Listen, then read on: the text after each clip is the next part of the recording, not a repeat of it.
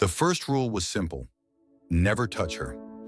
Ayaan Raishan had memorized it the moment he accepted the assignment, not because it was written in his contract, but because rules were the only thing that kept men like him alive and sane. Ira Mehra was not supposed to be difficult. She was rich, powerful, admired. The kind of woman men leaned toward without permission. The kind of woman who had learned to keep her emotions locked behind elegance. What Ayaan didn't expect was the silence. She didn't ask his name on the first day, didn't acknowledge him beyond a brief nod, didn't test his authority or flirt with danger. She simply walked ahead, trusting him without knowing why. That trust settled into his chest like weight. Days passed. Ayaan noticed things he shouldn't have. The way she rubbed her wrist when anxious. The way she paused before entering crowded rooms. The way her shoulders relaxed only when she knew he was behind her. Ira noticed things too. How he never sat. How his eyes moved before danger appeared. How his voice stayed calm even when hers trembled. One evening, as they waited in a dim parking lot, she spoke without looking at him. "Do you ever get tired, standing this close and pretending I don't exist?" Ayaan's jaw tightened. "I exist so you don't have to worry," he replied. She turned then, their eyes locked.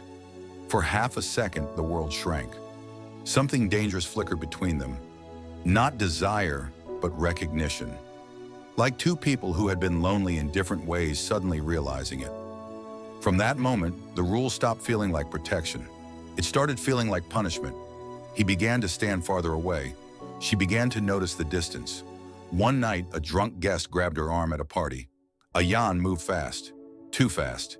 His hand wrapped around the man's wrist. His body came between them. His voice dropped low and lethal. "Touch her again," he warned, "and you won't walk away." The guest laughed it off. The crowd moved on, but Ira stood frozen. No one had ever reacted like that for her. Later in the car, she whispered, "You broke the rule tonight." Ayaan didn't look at her. "I enforced it," he said. "No one touches you." Her heart pounded. "Does that include you?" she asked softly. Silence stretched. That was the moment Ayaan realized the truth he had been avoiding since day one. The rule wasn't there to protect her from him. It was there to protect him from loving her. And love, once awakened, never follows rules. The city had a way of hiding secrets, and tonight it did its job perfectly. Rain-slick streets reflected neon lights, shimmering like broken promises. Ayaan drove silently, his hand gripping the wheel, senses taut. Ira sat beside him, quiet, her fingers tracing the edge of her glass like she didn't want to admit she was shaking. Not from cold, but anticipation. 2 weeks had passed since the party. Ayaan hadn't touched her. He hadn't even let his hand brush against hers, though the urge screamed in his chest every time she moved. But tonight, something shifted. Something darker than attraction, more intense than desire. They were called to a high-profile gala for her company. A security precaution, he told himself. But the moment Ira stepped into the room, cameras flashing, people moving, whispers swirling, Ayaan's chest constricted. Every man who dared glance at her, every smile directed her way, became a spark in his veins. Possessiveness, raw and unyielding, rose inside him. He shadowed her, step for step, breath for breath. When someone brushed her shoulder carelessly, his hand was on her arm before she flinched. "Easy," he murmured, voice rough. His closeness made her shiver, heart pounding, aware of the tension curling between them like electricity in a storm. Dinner ended. They stepped outside into the balcony where the rain had softened to a drizzle. The city lights blurred into a golden haze. Ira's hair clung to her neck, wet, and Ayaan couldn't resist. He reached for her hand, hesitated, then let it hover near hers, not touching. The air between them felt like fire. "You're quiet tonight," she said, eyes on the horizon. "I'm thinking," he said, voice low, "about what I should and shouldn't do." And he turned toward her. His gaze pinned her, making her breath hitch. "And the rule is failing me. Every day I keep it." Her lips parted. "Failing you?"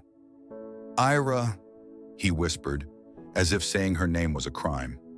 "Every time I see you, I have to remind myself that one touch could ruin everything."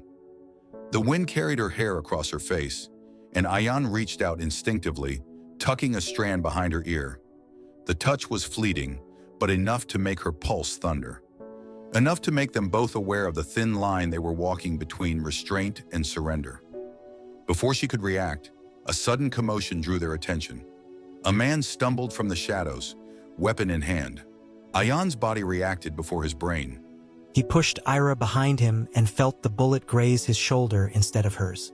Pain exploded through his chest, but he didn't flinch further, didn't let her see. I've got you, he gasped, blood trickling down his side, eyes never leaving hers. Her hands clutched his jacket. Ayan, you're hurt. I told you, I protect you, he rasped, voice hoarse, possessive, urgent. No one else will. For the first time, Ira saw the depth of what she had unknowingly awakened. Not just desire, not just attraction, but a need to possess, to guard, to risk everything for her. Her chest tightened as she realized. The rule had never been about keeping him away. It had been about controlling the chaos he could cause if he ever let himself fall. The sirens wailed in the distance. Ayan held her close, careful yet impossibly intimate. She pressed against his chest, heart racing, aware of the strength in his arms, the warmth of his body, the intensity of his gaze. For a heartbeat, the world ceased to exist. Just the two of them, a rule broken, a secret love ignited. Curiosity question. How long can they resist a force that is no longer just desire, but protection, obsession, and the pull of fate itself? Ayan's shoulder throbbed, but he barely noticed. All he could focus on was Ira, the way her eyes lingered on him after the bullet incident, how her fingers had brushed against his chest, trembling yet fearless. That fleeting touch haunted him like fire under skin, and he knew there would be no going back. The days following the attack were a blur of whispered conversations and stolen moments. Ayan insisted on staying close, shadowing her every step, while Ira tried to maintain her composure in public. But the air between them was charged, taut with a mixture of fear, desire, and unspoken longing. One rainy evening, as she left her office late, Ayan appeared like a shadow from nowhere. "You shouldn't walk alone," he said, voice low, a note of raw possessiveness threading through. "Why, I can handle myself," she replied, though her pulse betrayed the slight tremor in her words. He stepped closer, reducing the space between them to almost nothing. "Maybe, but I can't handle not protecting you." His hand brushed hers accidentally, or so he claimed, but the electricity shot through both of them. They didn't speak. Words weren't necessary. His chest pressed against hers, warmth radiating like a promise. Her hands hovered near his, then slid tentatively along his arms.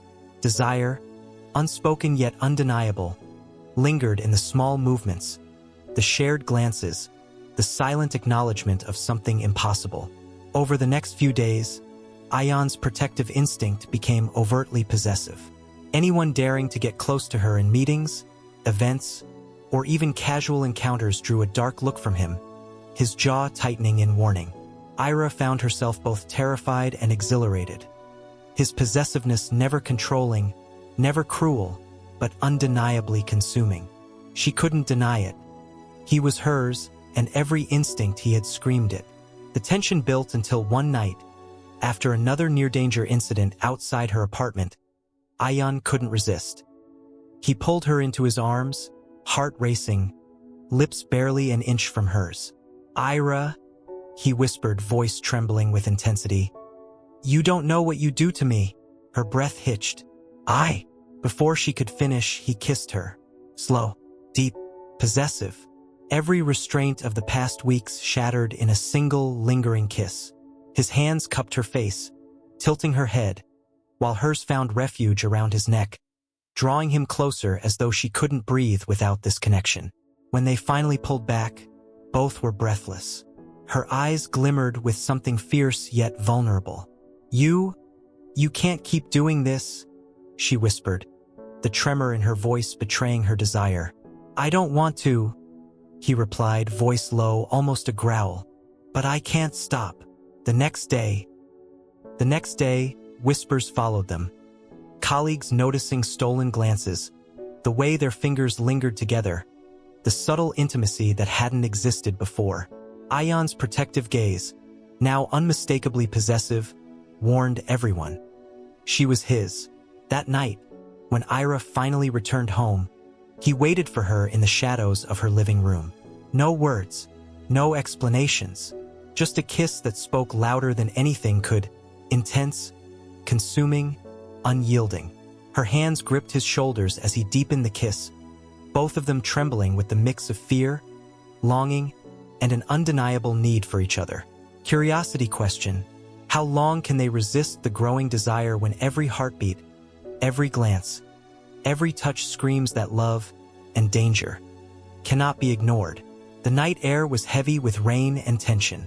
Ayan's phone buzzed relentlessly, warnings from his security team, updates he hadn't asked for but couldn't ignore. Someone was watching Ira. Again, he found her in her apartment, pacing, her hands twisting in worry. "They're still following me," she whispered, eyes wide, her voice trembling. Fear clung to her like a second skin, and Ayan felt every inch of it invade his chest. "No one will touch you," he growled, stepping closer. The space between them shrank instantly. His hands gripped her waist possessively, pulling her against him. She gasped, the sudden closeness sending electricity through her veins. "You can't keep doing this," she murmured, trying to resist the pull. But he was relentless.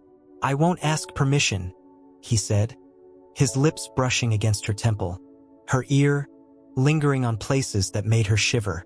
"You're mine, Ira, only mine, and I will protect you, no matter what." Their kisses started small, almost forbidden, lips grazing, testing boundaries, every touch a spark of desire restrained by fear. But as adrenaline and danger heightened their senses, restraint slipped.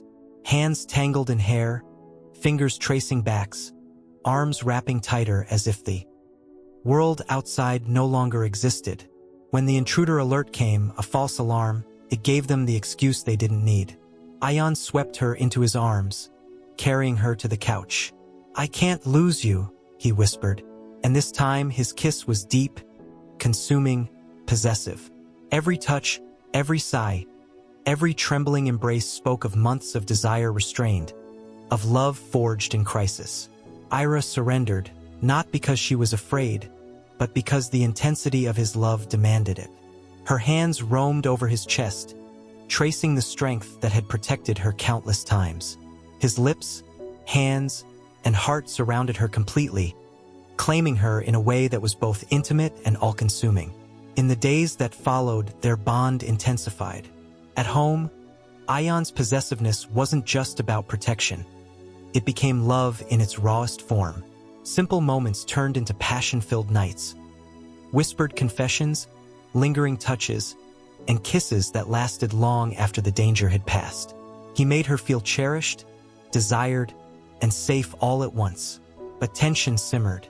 The threat was never fully gone, and each encounter outside reminded them both how fragile life and love could be. Ayan's possessiveness became both a shield and a flame. He wasn't jealous in the ordinary sense. He was vigilant, protective, unwilling to let anything or anyone harm the woman who had become the center of his world.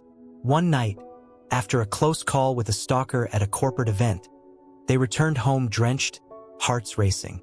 In the quiet, he kissed her again, slow, insistent, claiming every inch of her attention. She responded, hungry yet tender, wrapping herself around him as if their love alone could shield them from every danger. "Ira," he whispered, pulling back just enough to look into her eyes. "I don't just protect you because I have to. I love you, every piece of you, and I want to." She silenced him with a kiss, fierce and gentle all at once, a silent promise that they belonged together. Curiosity question: how long can passion survive the shadow of danger, when every heartbeat reminds them that love, once forbidden, is now both a shield and a flame? The wedding was private. No grand hall, no glittering crowd, just Ayan, Ira, and the few people they trusted. The storm outside mirrored their hearts. Tumultuous, passionate, but cleansing. As Ira walked down the small aisle, Ayan felt the weight of every moment they had shared, every danger faced, every night spent longing, every brush of lips that had hinted at what was to come. His gaze devoured her, and she returned it with equal intensity, hearts communicating what words could not. "Do you, Ayan Malik, take Ira to be your lawfully wedded wife?" the officiant asked. "I do," he said, voice firm, possessive. Not just words, but a vow that encompassed protection, desire, and devotion.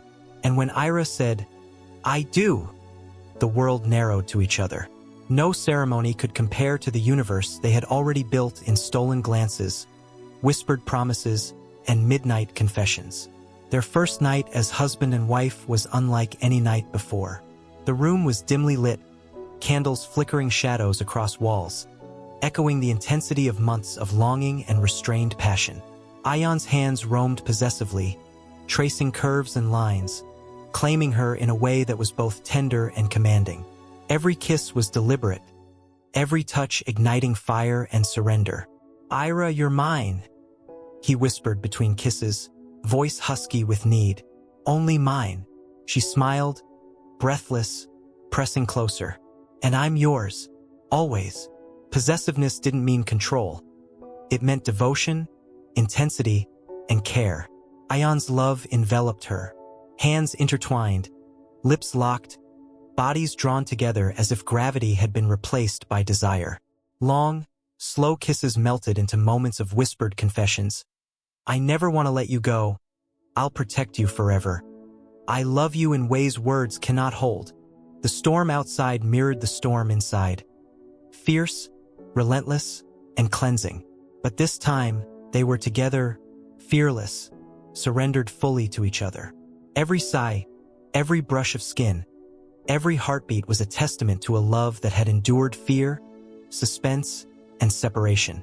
In the days that followed, their bond deepened even more.